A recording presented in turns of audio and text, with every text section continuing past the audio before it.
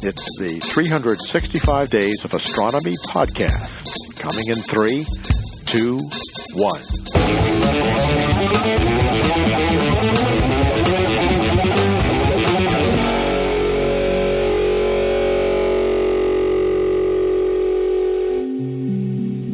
My Catalina Sky Survey teammates, Kaffer Wisjoyce and Teddy Prine, were asteroid hunting in the constellation of Virgo with our 60-inch telescope when they spotted a faint, fast-moving object streaking through the night.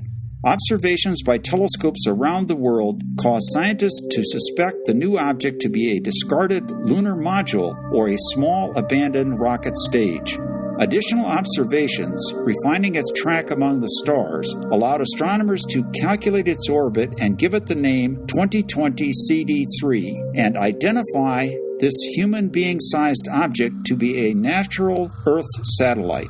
Apparently, in June of 2019, 2020 CD3 passed at exactly the right speed and distance from the Earth and Moon to be temporarily captured by the Earth's gravity and become a natural Earth satellite. Since that time, this temporary mini-moon has made at least 3 large looping orbits with periods from 70 to 90 days.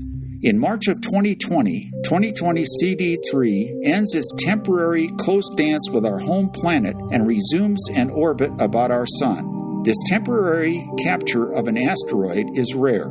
Another such asteroid, 2006 RH-120, discovered by my team captain Eric Christensen, was observed to make a few loops about the Earth before resuming its journey about the Sun about a year later.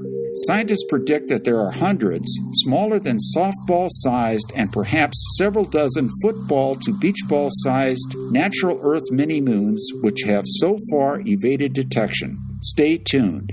For Travelers in the Night, this is Dr. Al Grauer. Go to travelersinthenight.org, program 585 for more information. My Catalina Sky Survey teammate David Rankin was observing in the constellation of Ursa Major with our 60-inch telescope on Mount Lemmon, Arizona, when he spotted a rare, fast-moving point of light in the night sky. He was surprised by this discovery since it was made far north of the area in the sky which contains the planets and most of the asteroids. For the 10 days after David reported his observations to the Minor Planet Center, his discovery was tracked by 17 different telescopes around the world. Scientists at the Minor Planet Center used these data to calculate its 893-day orbit about the Sun, estimated to be 678 feet in diameter, and give it the name 2020 FH2.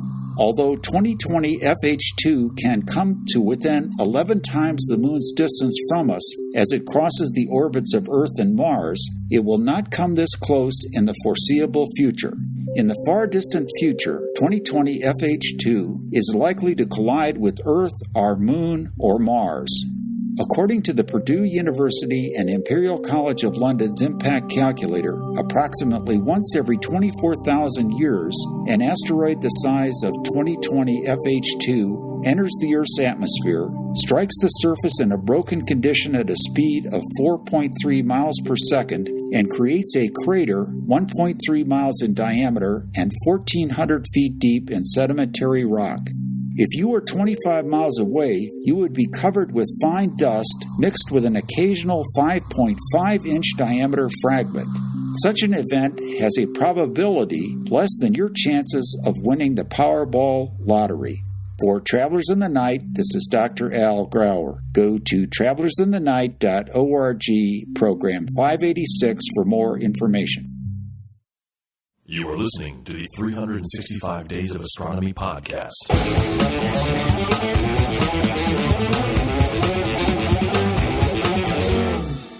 Cool.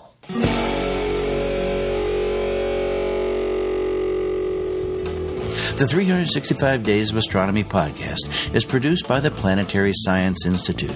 Audio post-production by Richard Drum. Bandwidth donated by Libsyn.com and Wizard Media. You may reproduce and distribute this audio for non-commercial purposes. This show is made possible thanks to the generous donations of people like you. Please consider supporting our show on patreon.com/365 Days of Astronomy and get access to bonus content. After 10 years, the 365 Days of Astronomy podcast is entering its second decade of sharing important milestones in space exploration and astronomy discoveries. Join us and share your story. Until tomorrow, goodbye.